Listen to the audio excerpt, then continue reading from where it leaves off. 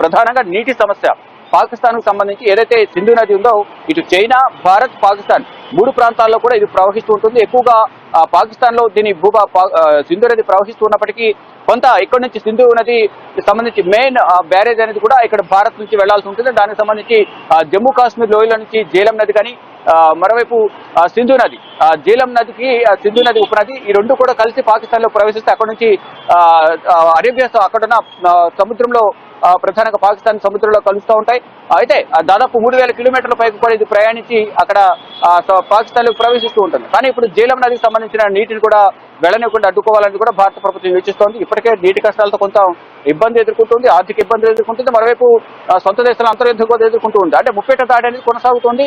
ఉక్కిరి బిక్కిరి అవుతున్న పరిస్థితి అయితే పాకిస్తాన్ ప్రజెంట్ సిచ్యువేషన్ ఉంది. ఈ నేపథ్యంలోనే పాకిస్తాన్ ప్రధానమంత్రి షహబాజ్ షరీఫ్ ప్రజెంట్ మాజీ ప్రధానమంత్రి నవాజ్ షరీఫ్ ను కలిశారు. నవాజ్ షరీఫ్ అలాగే షహబాజ్ షరీఫ్ ఇద్దరు కూడా సోదరులు. ఈ నేపథ్యంలో ఇప్పుడు సైనికులకు సంబంధించి కూడా కొంత సహకారం అనేది ప్రస్తుత ప్రధానికి అందడం లేదు. ఈ నేపథ్యంలో ఫర్దర్ గా ఒకవేళ యుద్ధం వస్తే కనుక ఏ విధంగా ముందుకు వెళ్ళాలి, ఎలా స్పందించాలి, భారత్ ను ఏ విధంగా ఎదుర్కోవాలి అనే అంశాలపై గతంలో ప్రధానమంత్రిగా చేసిన నవాజ్ షరీఫ్ తన సోదరుణ్ణి షహబాజ్ షరీఫ్ వెళ్ళి కలిశారు. కలిసి ఆయన నుంచి కొన్ని కీలక సూచనలు తీసుకున్నారు. ఇద్దరు కూడా అభిప్రాయాలు షేర్ చేసుకున్నారు. ఏ విధంగా ముందుకు వెళ్ళాలి, భారత్ ను ఎదుర్కోవడం కష్టతరమైన అయినప్పటికీ కూడా వెనుకడుగు అనేది వేయకూడదు అనేది కూడా పాకిస్తాన్ భావిస్తుంది. దానిలో భాగంగానే మాజీ ప్రధాని సలహా తీసుకోవడానికి వెళ్లారు. ఇక ప్రజెంట్ సిచ్యువేషన్ చూసుకుంటే ఒకవైపు నీటి సమస్య ఎదుర్కొంటుంది పాకిస్తాన్, మరోవైపు సైనిక సమస్య కూడా ఎదుర్కొన్న పరిస్థితి కనిపిస్తుంది. అంటే సైనికులు ఎవరు కూడా ఇప్పుడు యుద్ధానికి ముందుకు రావడం లేదు. అనేక మంది రాజీనామా చేశారు, కొంతమంది దేశం విడిచి పారిపోయిన పరిస్థితి కనిపిస్తుంది. స్వయాన ఆర్మీ చీఫ్ కూడా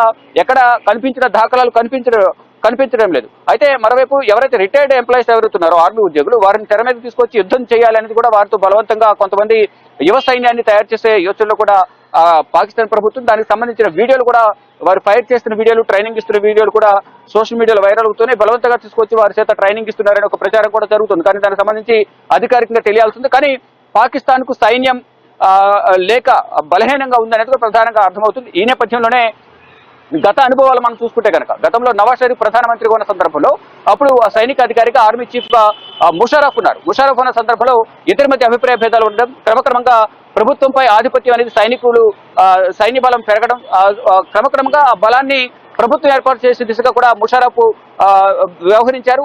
ఎప్పుడు కూడా యుద్ధాలకు సంబంధించి కానీ సరిహద్దుల్లో యుద్ధాన్ని చేయడానికి కానీ ఇటు అనేక నిర్ణయాలు తీసుకోవడంలో కూడా నవాజ్ షరీఫ్ ఇచ్చిన సలహాలు సూచనలు పాటించకుండా ఏకపక్ష ధోరణితో ఏకంగా తానే ఈ నిర్ణయాలు తీసుకోవడంలో ముషరఫ్ ఆధిపత్యం చెలాయించారు. మొత్తం పాలన అంతా కూడా వారి పరిధిలోకి తీసుకున్నారు గతంలో.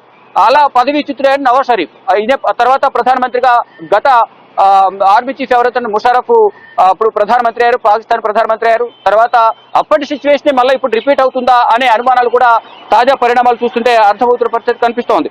ఈ నేపథ్యంలోనే ఇప్పుడు సైనికులు సరిగా సహకరించకపోవడం, మళ్ళీ ఇప్పుడు తన సోదరుడికి ఏదైతే గతి పట్టిందో ఇప్పుడు నాకు కూడా అదే గతి పడుతుందో అనే ఉద్దేశంలో షహబాజ్ షరీఫ్ కూడా ఇప్పుడు మాజీ ప్రధాని నవాజ్ షరీఫ్ ను కలిసి ఒకవేళ భారత్ యుద్ధం చేయాలంటే ఏ విధంగా ముందుకు వెళ్ళాలి, గతంలో వారికి ఉన్న అనుభవాలను బట్టి ముషరఫ్ సహకరించలేదు గతంలో, ఇప్పుడు కూడా ఆర్మీ చీఫ్ గా ఉన్న మునీర్ అహ్మద్ షా కూడా సహకరించడం లేదు. ఈ నేపథ్యంలోనే అంటే కావాలని వ్యవహరిస్తున్నారా లేదా సైనిక బలం లేదా అనేది కూడా ప్రధానంగా అంతర్గతంగా చర్చించుకుంటూ ఉన్నారు. కానీ ఏదేమైనప్పటికీ కూడా భారత్తో యుద్ధం అంటే మాత్రం పాకిస్తాన్ వెనకడుగు వేస్తుంది అనేది ప్రధానంగా మనం చెప్పుకోవాల్సిన పరిస్థితి అయితే ఇప్పుడు దాపురించింది అనేది ప్రధానంగా అర్థమవుతుంది. అందరూ కూడా నిపుణులు కూడా విశ్లేషకులు కూడా అదే చెప్తూ ఉన్నారు. అంటే భారత్ దగ్గర ఉన్నంత సైనిక బలం కానీ యుద్ధ సామాగ్రి కానీ త్రివిధ దళాలకు దగ్గర ఉన్న సైన్య బలం కానీ పాకిస్తాన్ దగ్గర లేదు కాబట్టి వారు వెనకడుగు వేస్తున్నారు. రాత్రి సమయంలో కాల్పుల విరమణ ఒప్పందాన్ని ఉల్లంఘించి పాకిస్తాన్ సైన్యం ఇటు Bharat army check post target గా దాడులు చేస్తున్నారు. మరోవైపు కొంతమంది పాకిస్తాన్ లో ఉన్న చెక్ పోస్టులను ఖాళీ చేసి సరిహద్దులో వారు వెళ్లిపోతున్న పరిస్థితి కనిపిస్తుంది. పాకిస్తాన్ సరిహద్దులో జెండాను కూడా పీకేసి తీసుకుని వెళ్లిపోతున్న సిచ్యువేషన్ అయితే కనిపిస్తుంది. మొత్తంగా చూసుకుంటే ఇక్కడ నీటి సమస్య ఎదుర్కొంటుంది, ఆర్థికంగా కుదేలైంది. మరోవైపు సొంత దేశంలో ప్రతిపక్ష పార్టీలు కానీ ఇటు ఆర్మీ కూడా యుద్ధానికి సహకరించని సిచ్యువేషన్ అయితే ప్రజెంట్ పాకిస్తాన్ కు ఎదురవుతున్న పరిస్థితి కనిపిస్తూ ఉంది. Syed right, thank you Shiva, thanks for the update. అయితే పహల్గామ్ ఉగ్రదాడి తర్వాత పాకిస్తాన్తో 65 నాటి సింధు జలాల ఒప్పందాన్ని భారత్ రద్దు చేసిన విషయం మనకు తెలిసిందే. అయితే పాకిస్తాన్కు గుణపాఠం నేర్పించడానికి ఇండియా దౌత్యపరంగా తీసుకున్న అతిపెద్ద నిర్ణయం ఇది. ఇప్పుడు తాజా సమాచారం ప్రకారం చీనాబ్ నదిపై ఉన్న బగ్లిహార్ ఆనకట్ట నుండి పాకిస్తాన్కు వెళ్లే నీటి ప్రవాహాన్ని భారత్